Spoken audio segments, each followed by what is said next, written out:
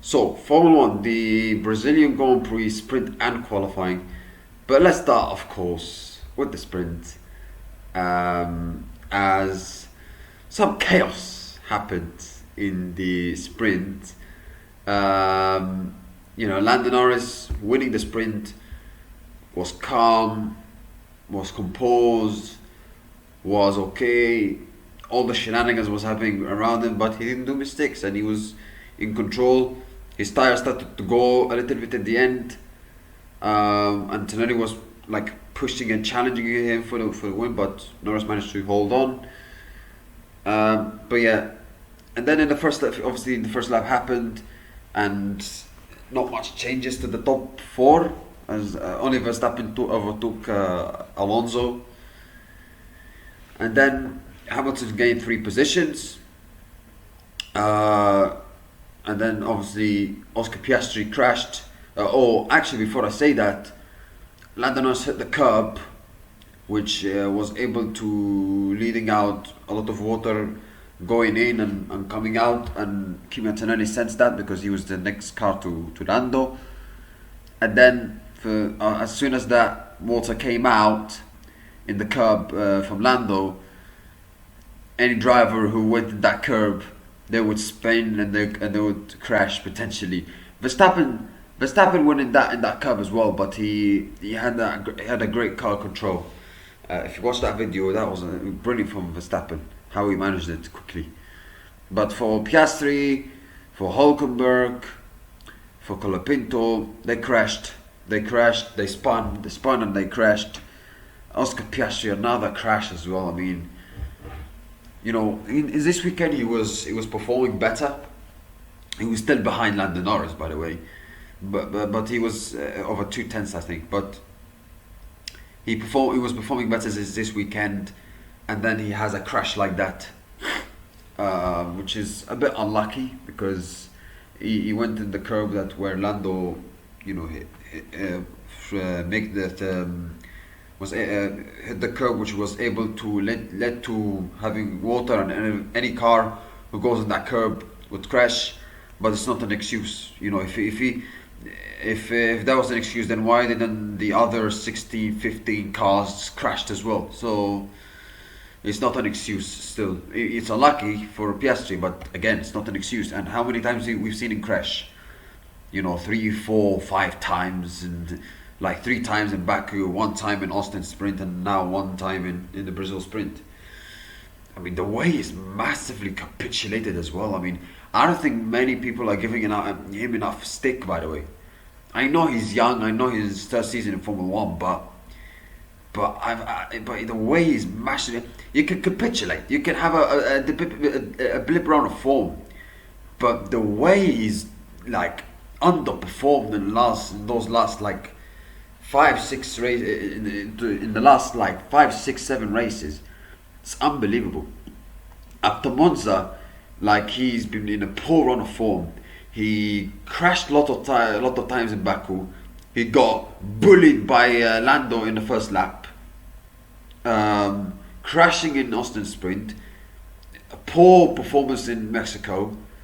And now this again. So yeah, like he's been a poor run of form, and not many people are giving him enough stick. I don't know why. I don't know if it's because his name is not Lando Norris and people, don't give him a stick. Because I swear, if Lando was capitulating and performing the way Piastri was performing, he would get 10 times the criticism. 10 times the criticism compared to Piastri has. But at the same time, that's a conversation for another day. Piastri, he's usually been known as the calm guy, as the cool guy, as the Iceman. But when you see this kind of performances, is he really the Iceman? Crumbling under pressure, crashing a lot of times. Like, what is this? This is a guy that really deserves to win the championship? Crashing all the time? Mistakes. What is this? This is not a championship caliber driver. You make this. He's been amazing this season, but in the last 5, 6 races, when you look at him, you're like, no, this is not a driver that deserves to win the championship. This is a driver that deserves to finish, I don't know, mid-table in the championship or bottom in the championship. No, honestly, I'm being serious. I'm being serious. You cannot crash that many times and have that many bad performances. Like, at least have one or two good performances. At least do something, get the podium at least. Or you can't even get the podium. Like, also, in the last 6-7 races, and I'm including the sprints, he hasn't got a podium. You have the best car, and you're telling me you can't even get one podium? I mean, that's not an excuse. People make excuses and say, "Oh, McLaren sabotaging Oscar." Oh, so McLaren advised Oscar to crash in Baku. They advised him to crash into the back of Lando in Oscar Sprint. Yeah. I mean, it's just lots of excuses. It's just excuses. He's been performing badly, and he's done really well this season. But I'm sorry, and let's not forget. I said it early in the season when he was performing well. He is known for performing badly towards the end of the season, and it has shown that. So he needs to get his act together, because if he keeps performing the way he's performing, I could see even Lando winning the championship before even Abu Dhabi. I'm not even joking, because Lando's you can't be go from 34 points clear in the championship to suddenly within 6 races performing like a driver that has never driven in Formula 1 before. You can't. And yes, people say, oh, but the car is not suitable for him right now. Well, Lando, the car was also not suitable for Lando early in the season, and he never went back-to-back races without a podium. Whereas Oscar Piastri in the last 5-6 races, and I'm including the sprints, 0 podiums. So he needs to get his act together, because the way he's been performing, the way he's been absolutely woeful. You can't even have one good performance, at least one good performance, to give some confidence for yourself in the last 5-6 races. Not even one good performance. I'm sorry, this is a guy that doesn't deserve to win the championship. I don't care what anyone says. And then the red flag came out because of that curb. It was quite dangerous, so of course the red flag had to come out. However, the race started again, and it was a rolling start, not a standing start, which I understand why, because it's a sprint and they want to catch up later to the qualifying. But I think if it was the original race, I think they would have done a standing start. That's my opinion. The track was a bit wet, but it was not massive wet, So Bortoleto, he had a horrific crash. I don't know why he was trying for that move, by the way, because it's a sprint, but that was a huge crash, and I'm very glad that it is okay. The Sauber mechanics, are really sorry for them, because they've had a big job on their hands to try to fix the car, the damage. I'm really sorry for Bortoleto, because this kind of crashes is very tough. It's not easy to survive, especially. So his steering wheel was even bouncing as well. It was super scary. But I'm very happy that he's okay. And it was it was even good to hear from Albon, because he was talking about the damage you have when that kind of crash. He had a similar incident last year in Brazil as well. So yeah, very terrifying. But I'm super glad that Bortoleto is okay. And then you move on to the race. Norris won. It was not easy. It was not completely straightforward, because Antonelli was challenging him, and Norris was in soft tyres compared to the Antonelli mid-team tyres, where before the red flag it was the opposite. So yeah, but Norris defended well. Good defending, and he managed the tyres. He's good in tyre management. We all know what happened in Hungary this season. So well done to Lando. He gained 8 points on Oscar Piastri, huge for the championship for him.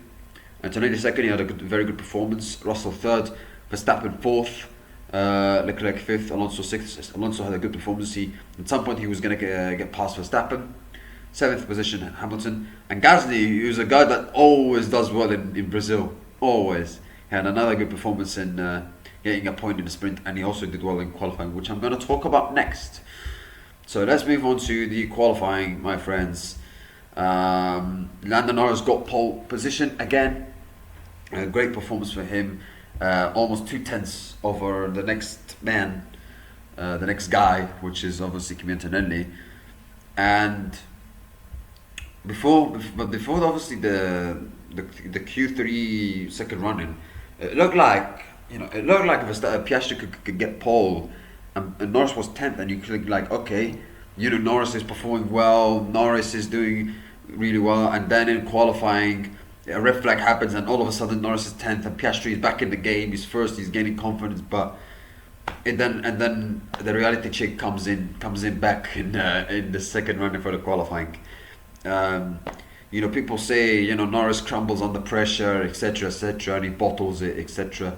But with that second run in qualifying, I don't want to hear anybody say he's a bottler and he crumbles under pressure, because he didn't crumble at all. Like, absolute perfect, brilliant. Now, it wasn't perfect as he mentioned it in the Sky Sports, I think.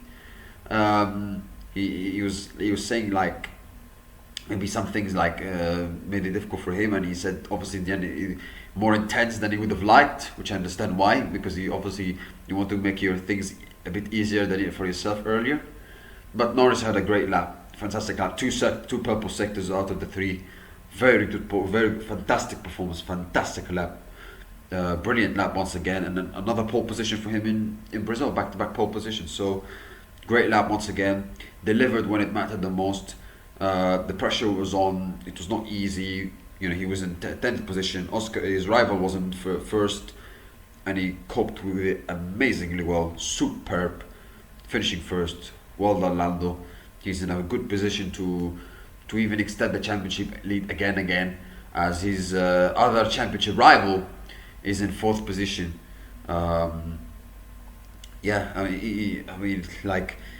won in 1st position qualifying, and then I think he had a bad sector 2 Piastri. He had a very poor sector 2, which cost him at the end. So another mistake from Piastri's side, and another amazing performance, fantastic performance from Lando.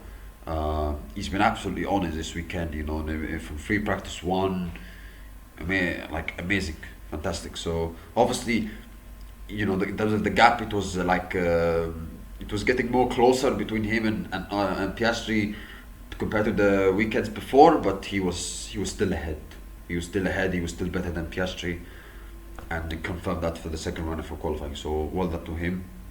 And I think tomorrow, if he can start the first lap, turn 1, still being in first position without any shenanigans, without any chaos, because sometimes in this kind of races in Formula 1 and in Brazil, some crazy things can happen. If you can stay first, then he will win by 40 seconds or something like that. So yeah, Antonelli, another great performance for him. Second in the sprint qualifying, second in the sprint, and now second in qualifying. Fantastic performance for him.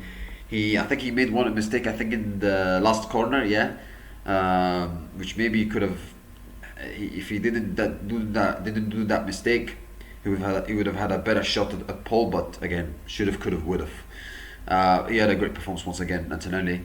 3rd position, Leclerc, he managed to do well to finish 3rd, considering Ferrari had some problems. Hajar 5th, another great performance from him. V-Cup did really well, 5th and 7th. Hamilton was out in Q2 once again. And Max Verstappen, for the first time since Russia 2021, out in Q1. I mean, even Bortoletto was not involved in qualifying because of what happened in the sprint, and Red Bull can't even have both cars get through to Q2. How embarrassing is that? I mean, that's the first time they've had both cars out in Q1 since Japan 2006. That's even a year before I was born. Bloody hell. But again, Red Bull, I mean, it was too late. You brought those upgrades too late. It was too late that you brought those upgrades. The upgrades they brought in was too late, and more like downgrades with what they did. Because in the car in Austin, it was not the fastest still to compare to the McLaren, but at the same time, it was very good, and they somehow made it worse. You would think like Red Bull, whenever they have the data all the time early in the weekend, they would turn around in qualifying in the race. But they looked even worse. I mean, so yeah, it's gonna be more difficult for Verstappen. He's starting from 16th. Yeah, it's almost over for him, I have to say. That's it, guys. Thank you. I wish you have a nice day. See you next time, and goodbye.